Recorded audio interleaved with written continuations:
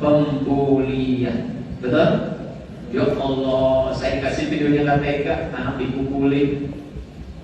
Udah gitu yang mukulin dengan bangganya dia selfie, cengenges. Ini menunjukkan hari ini sedang apa? Krisis moral. Betul?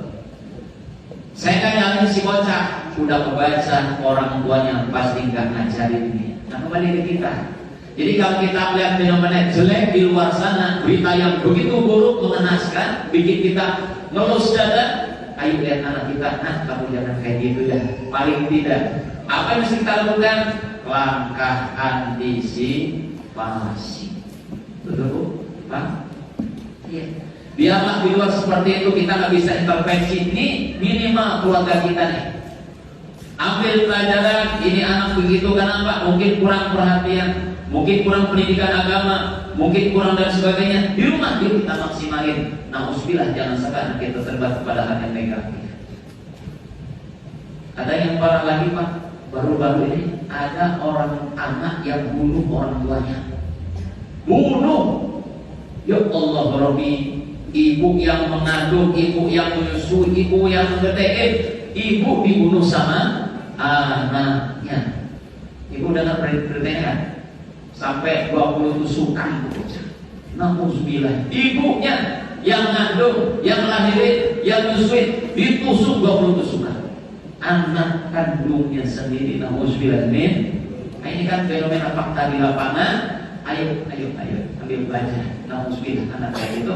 Maka kuncinya ada gimana Bu? Bagaimana membentuk anak-anak yang abror tadi kata Nabi? Bagaimana cara supaya kita membentuk pribadi yang saleh-salehah, anak-anak yang taat, anak yang berbakti, bermanfaat, masalah buat dirinya, keluarganya, agama, bangsa negara? Kuncinya adalah tetap orang tua.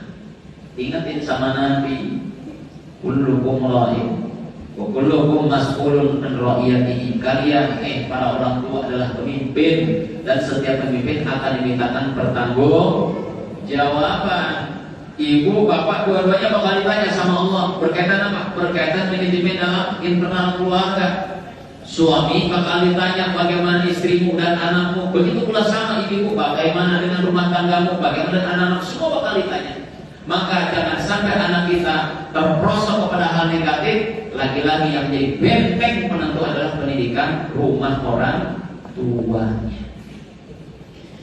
Pentingnya ya dibimbing ngaji, bapak ngaji, supaya kita punya ada landasan hukum.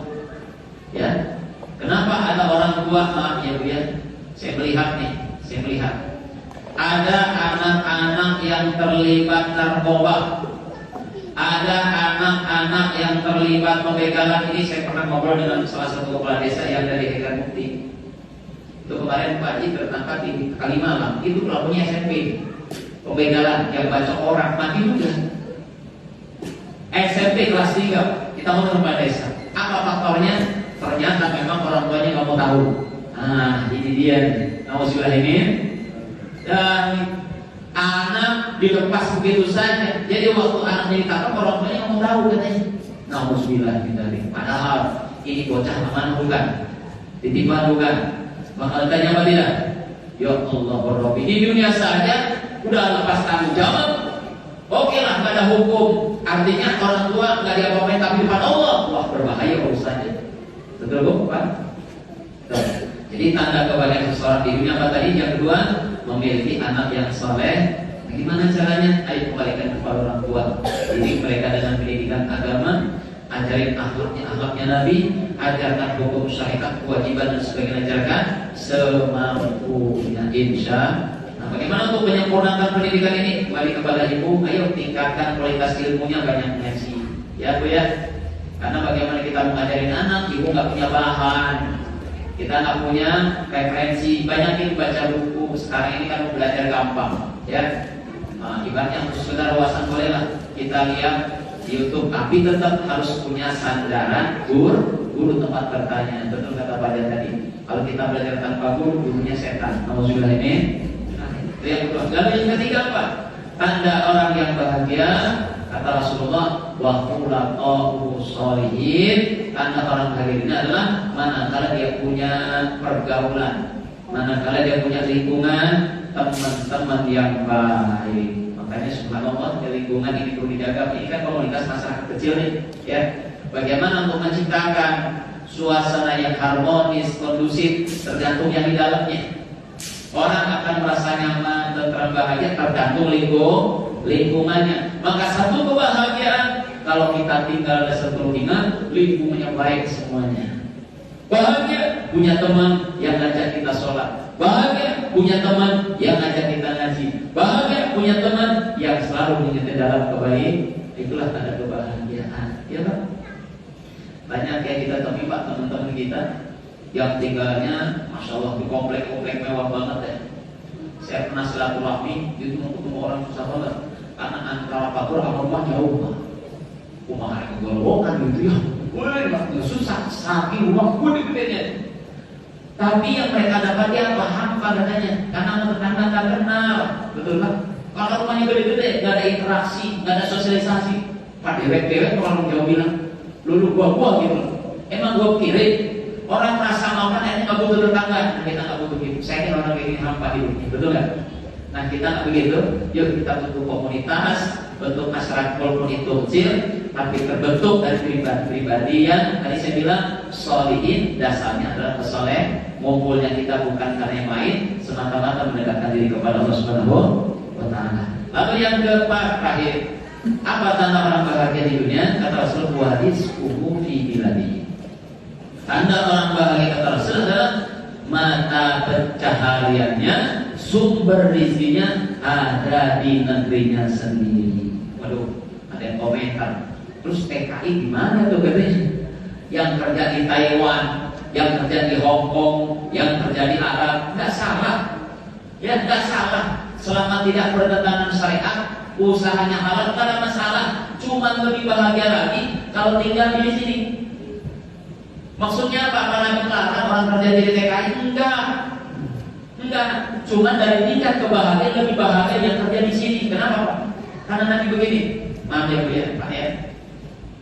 Nabi memberikan sebuah pesan nih kepada bapak-bapak yang punya kewajiban cari nafkah. Memang cari nafkah itu kewajiban laki-laki, betul? Betul nggak Pak? Iya kan? Cari nafkah kewajiban siapa Pak? Kewajiban laki-laki. Tapi kata Nabi, jangan cuma nafkah doang. Hei para laki-laki, para bapak, para suami, toh anak juga perlu diawasin, istri juga perlu dibina. Gimana mau bina anak? Wong bapaknya luar negeri, betul nggak tidak? Mau gimana memilih istri? Wong bapaknya di Arab. Maaf, ada berita gak enak ya? Ada berita gak enak? Ada TKI tahun-tahunan kerja di Arab, tahun luar negeri, pulang-pulang ternyata dia dapat kabar istrinya selingkuh sama tetangga. Kira-kira bahagia nggak kerja di TKI? Gaji gede tapi dengar kabar istri selingkuh. Bahagia kira-kira apa? Akhirnya dia pulang, kesel tuh, dihancurin rumahnya. Kenapa? Selingkuhnya di rumah suaminya sendiri.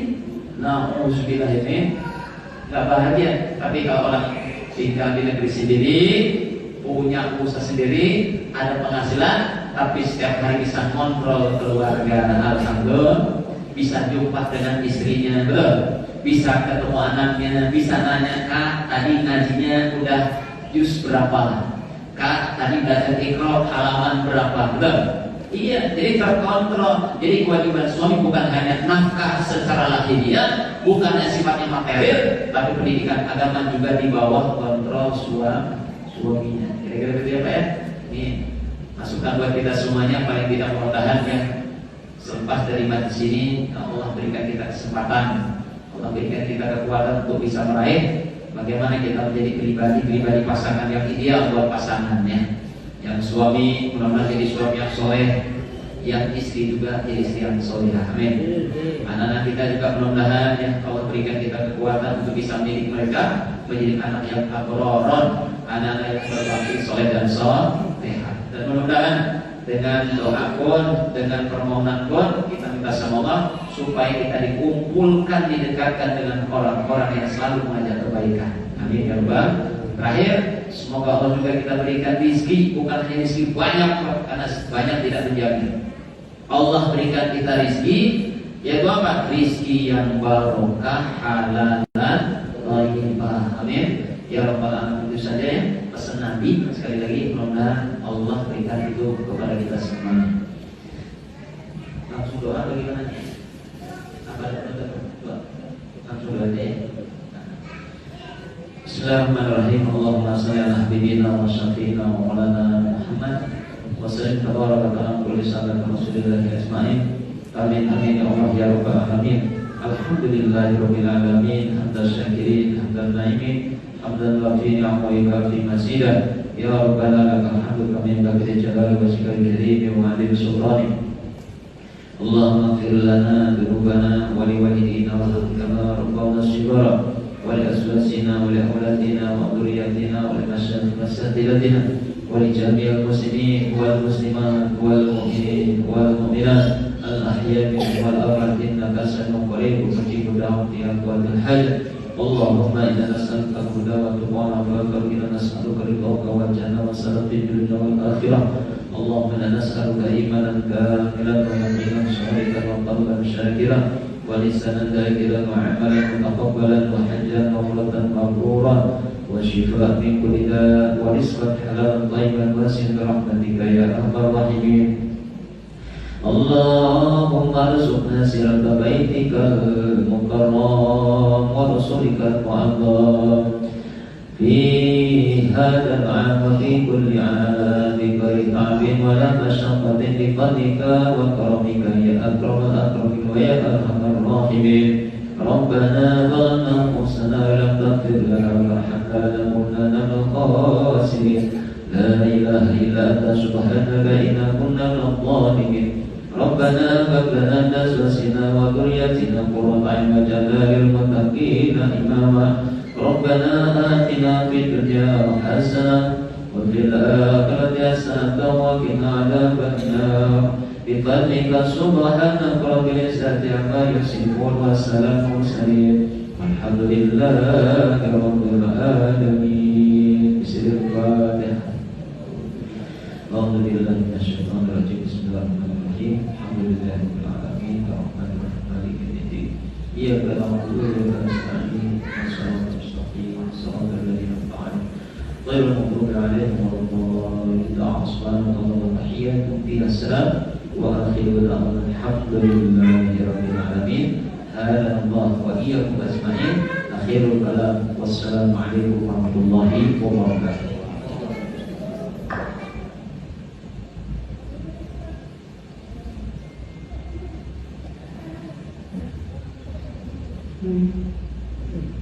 Sampai acara kegiatan tadi telah kita undi